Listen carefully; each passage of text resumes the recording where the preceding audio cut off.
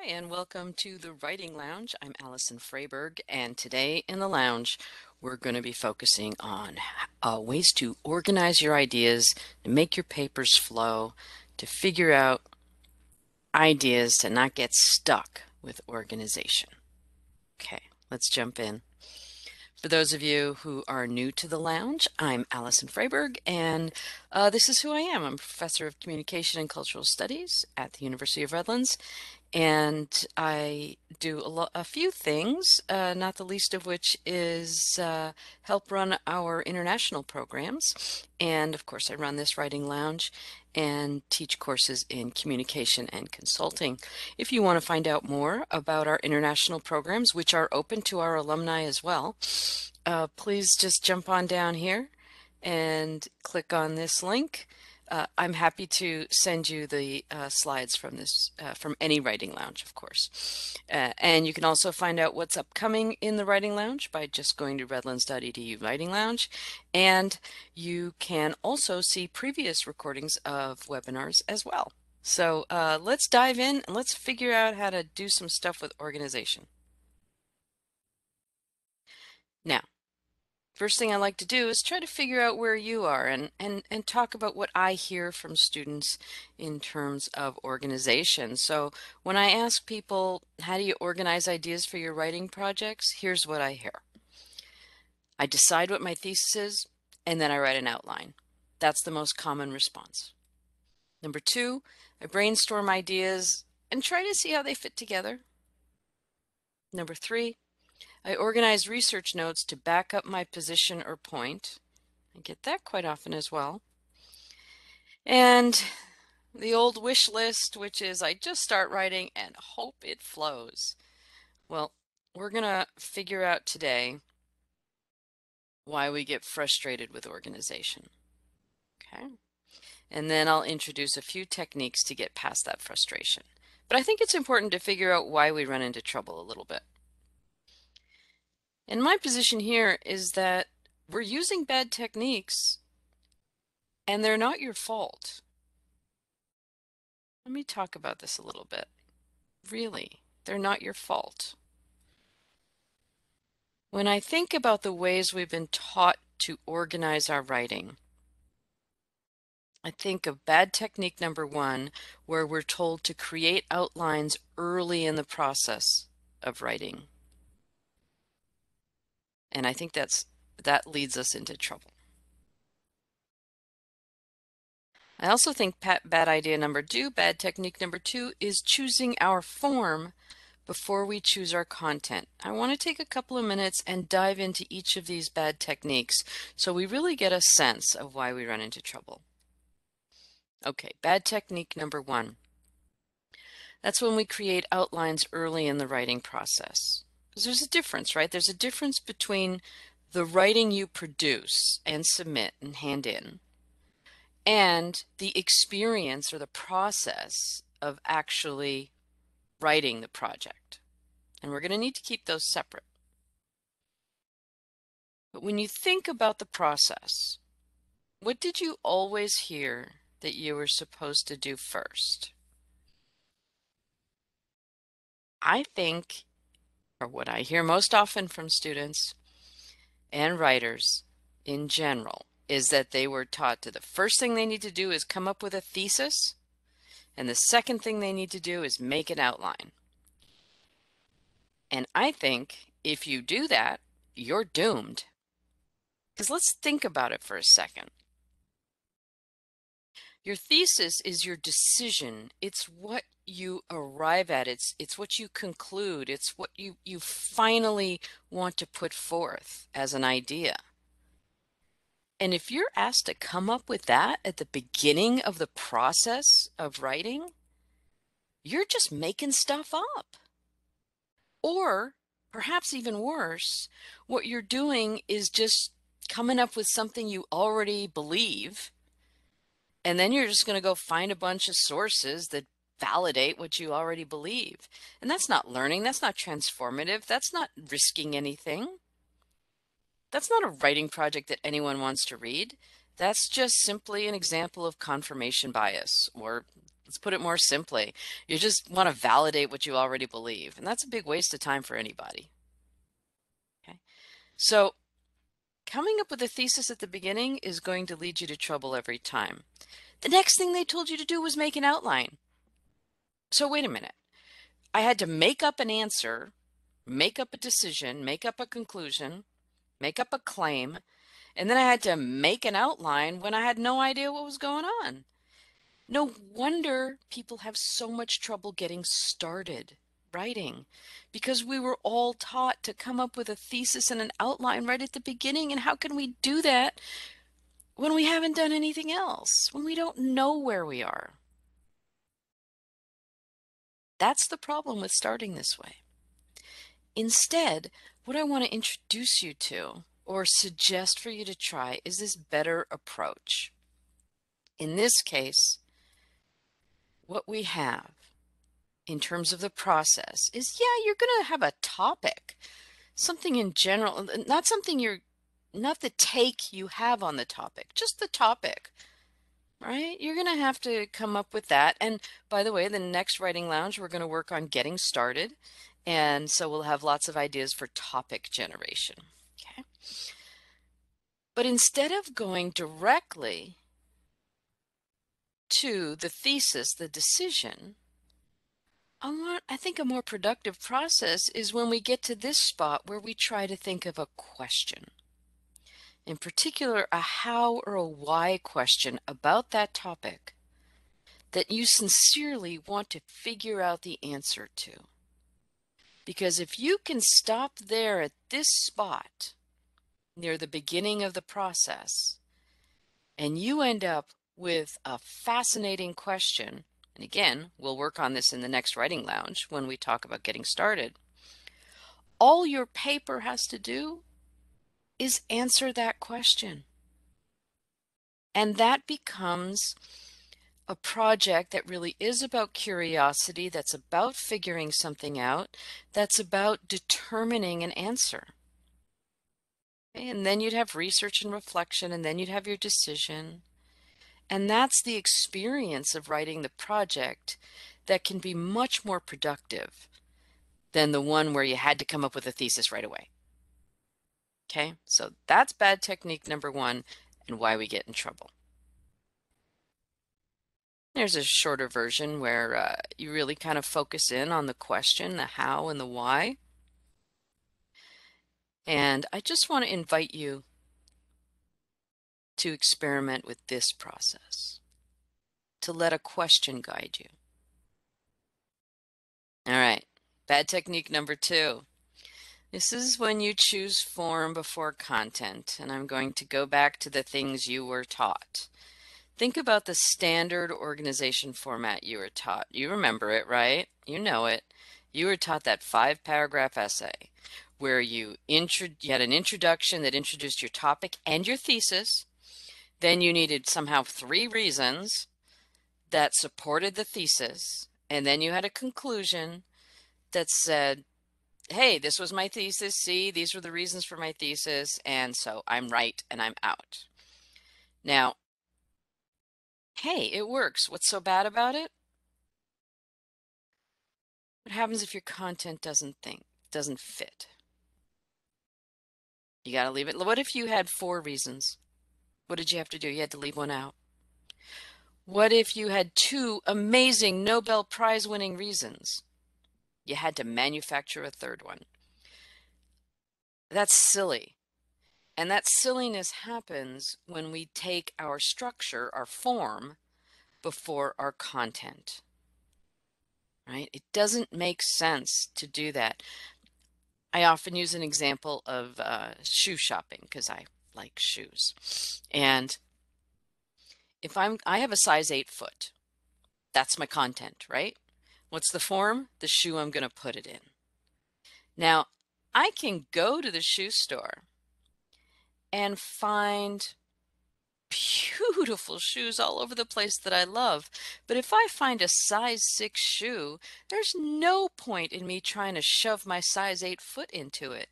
The content doesn't fit the form. I can't start with the shoe I have to start with the foot. You can't start with the 5-paragraph essay format. You have to start with what you're trying to say and have that determine the form. So I'm going to invite you to abandon this format, this prefabricated format model. I'm going to give you a couple of illustrations on why I think that that form before content is the wrong way to go. This is a cup of coffee. The coffee is yummy. And when people are reading your work, they're always going to be tempted. I don't care if it's a job proposal. I don't care if it's a paper for school or a grant proposal. Whatever project you're doing, someone's got to be reading it, and they want to get coffee. And if you give them a chance to go get coffee, they're never going to come back to your work again. You need to make them finish your work, and then they can make a decision about your project.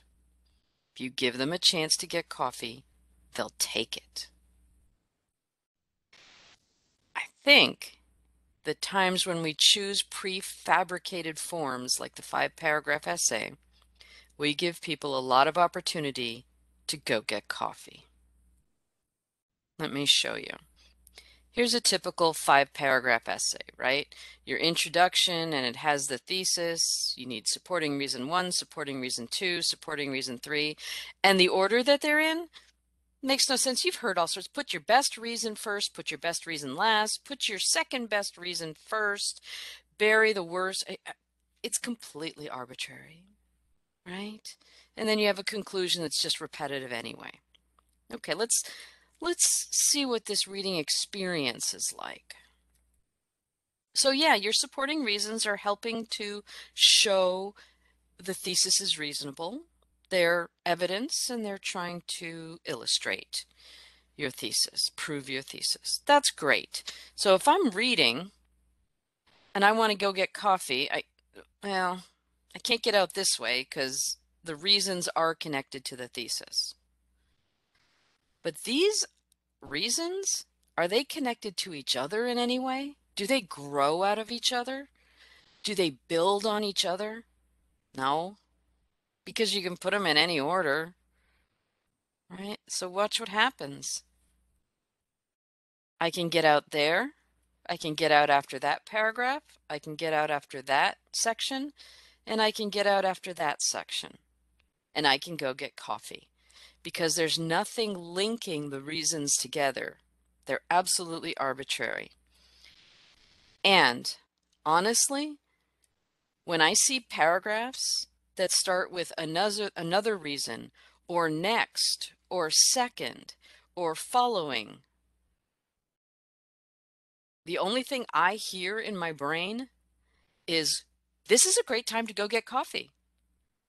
Because I know I don't have to remember what comes before. I know it's not connected really in any meaningful way to what comes before. Every time I see another reason, oh, I'm just getting that coffee ready. I can smell it. And that's what happens when you take a prefabricated form that's based on a model like that 5-paragraph essay. Coffee wins. Now, what about if we choose our foot first rather than the shoe? What happens if we choose content first? What if our ideas determine the form we put those ideas in? Looks a little different because the first case, we'll have an introduction. Do I need the thesis in the introduction? No. Now, if you have a writing project and someone says, please put your thesis in your introduction, well, go ahead and do it. But reasonably, it doesn't need to be there. What needs to be there is your guiding question. What are you going to try to figure out in this piece? What journey are you taking us on?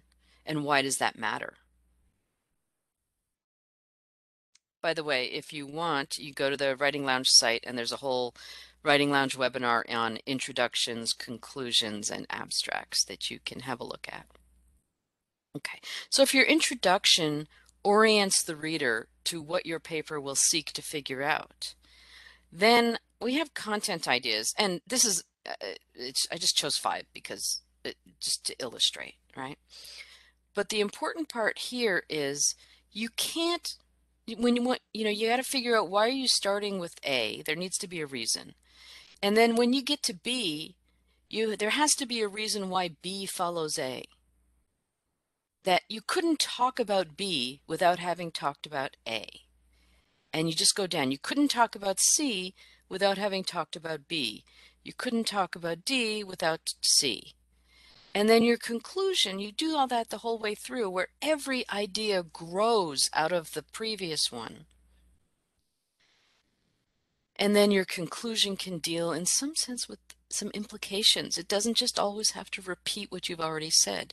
Now, let's look at the reading experience here. Okay, yeah. So all the content ideas help answer that guiding question, right? They help build an answer. Beautiful. So I can't get out this way to go get coffee. It's blocked off.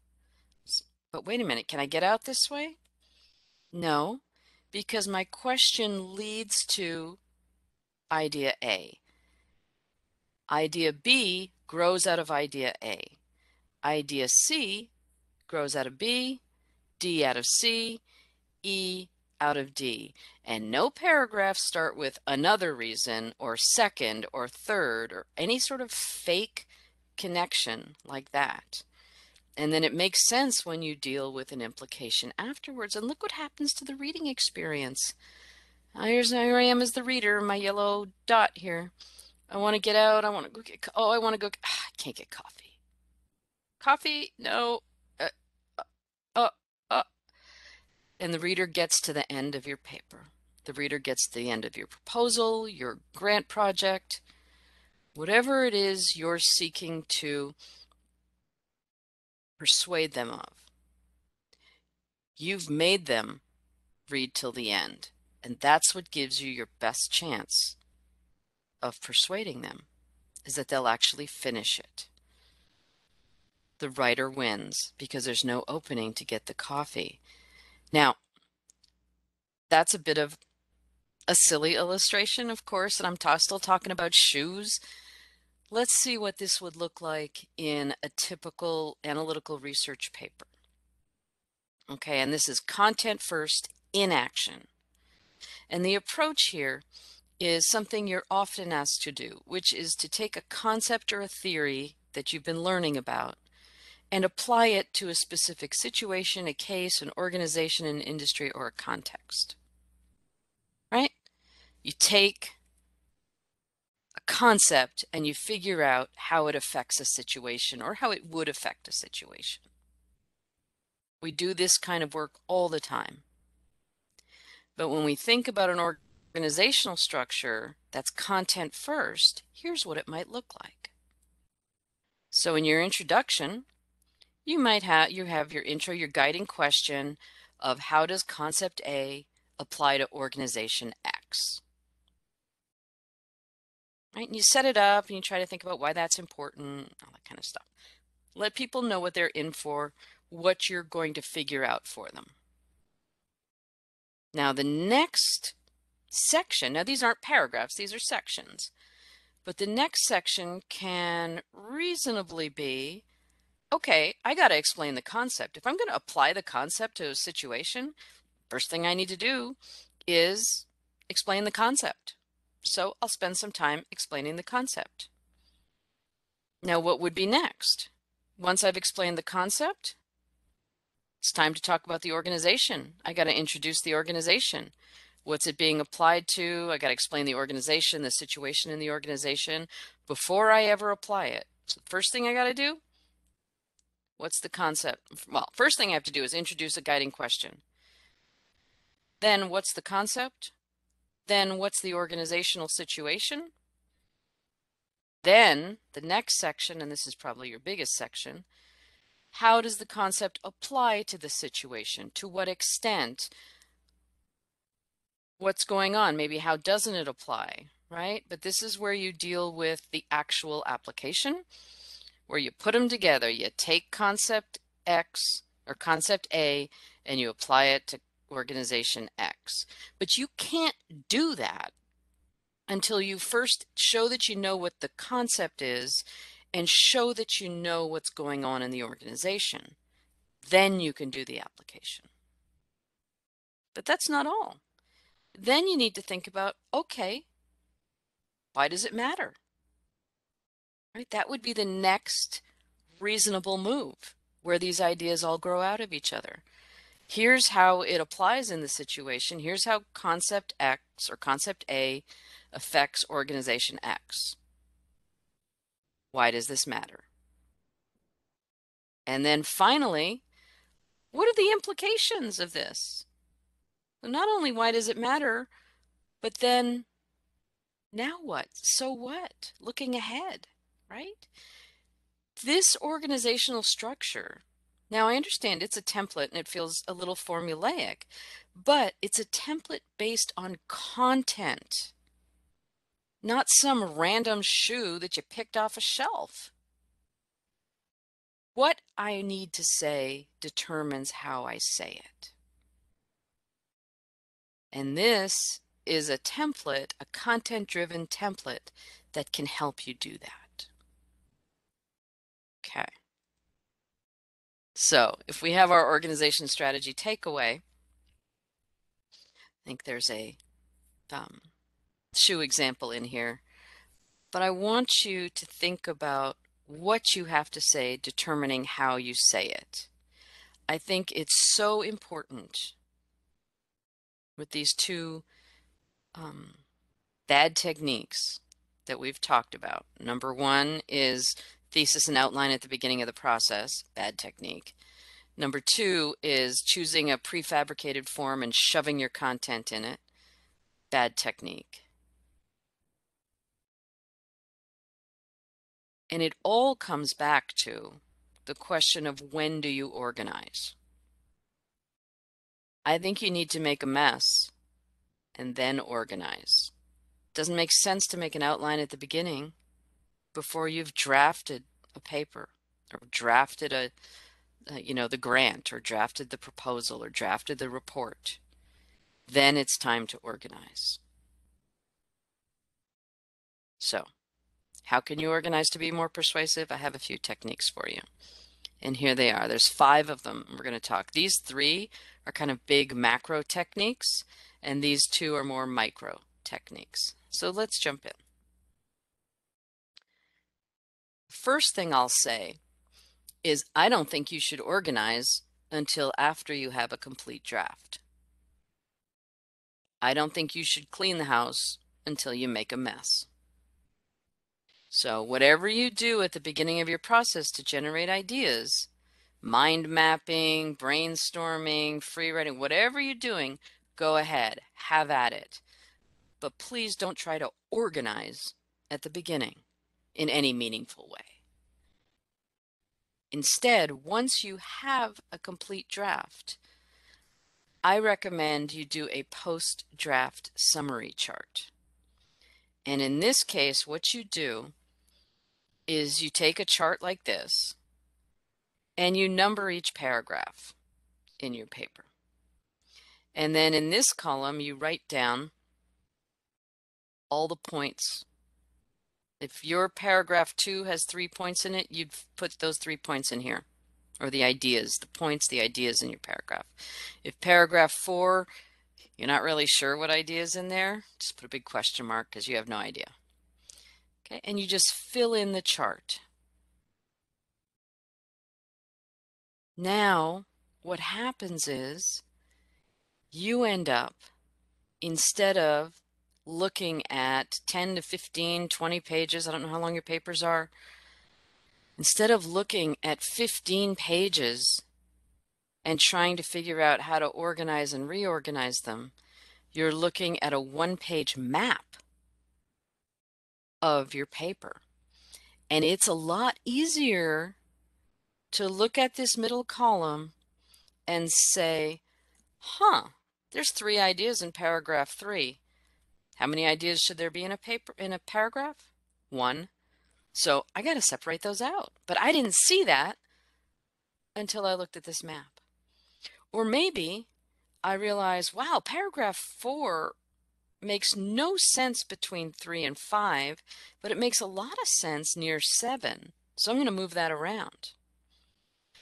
Then you might realize, wow, paragraph 6 or paragraph 5 does not lead into paragraph 6. I kind of need a paragraph in between those two. And you know what? Paragraph 9, it's a beautiful paragraph, but it has nothing to do with this paper. It needs to go away.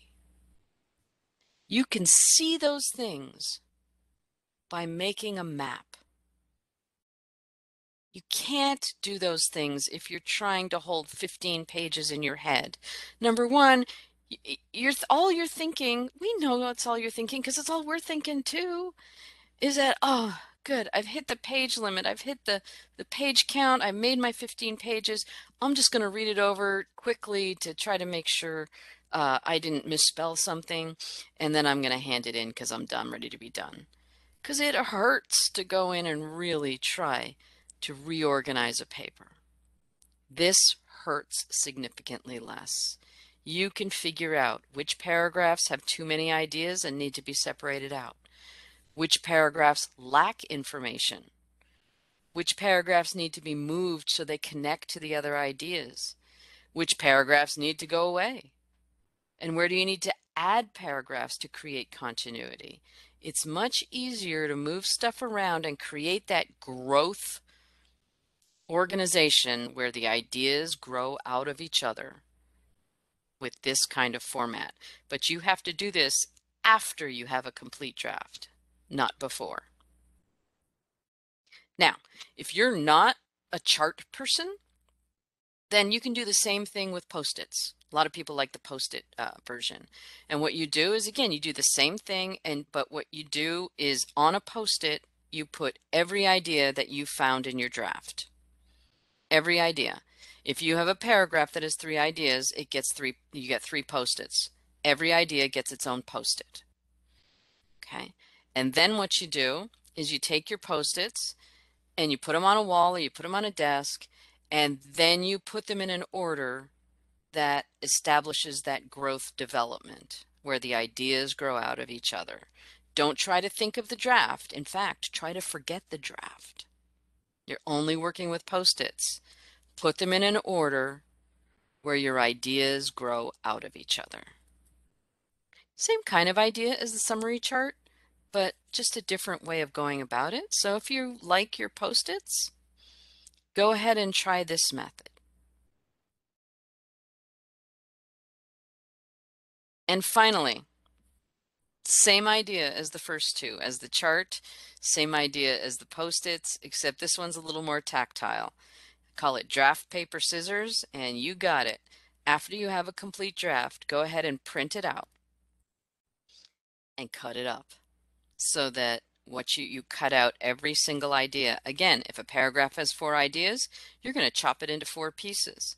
Make sure you cut off any indication of page numbers, that kind of stuff. You have to make it so that you don't recognize the order from the draft.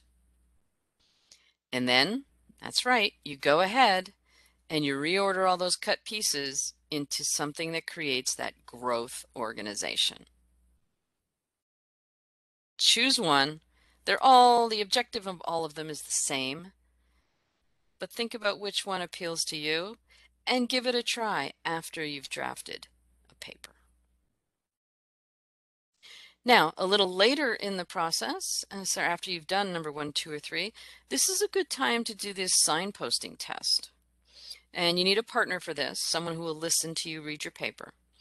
And what you do as the writer is you read one paragraph at a time.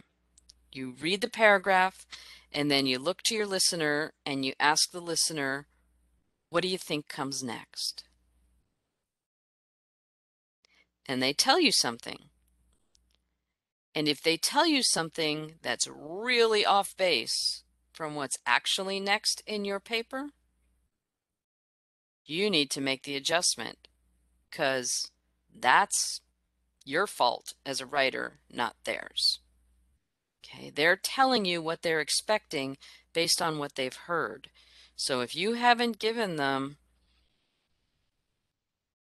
the hints, the signals of what's coming next, they're not going to know. Now, if it's a little off, that's okay. But if they are way out with another idea, you need to manage that better. Okay, and it gives you some real feedback. And you just do that paragraph by paragraph.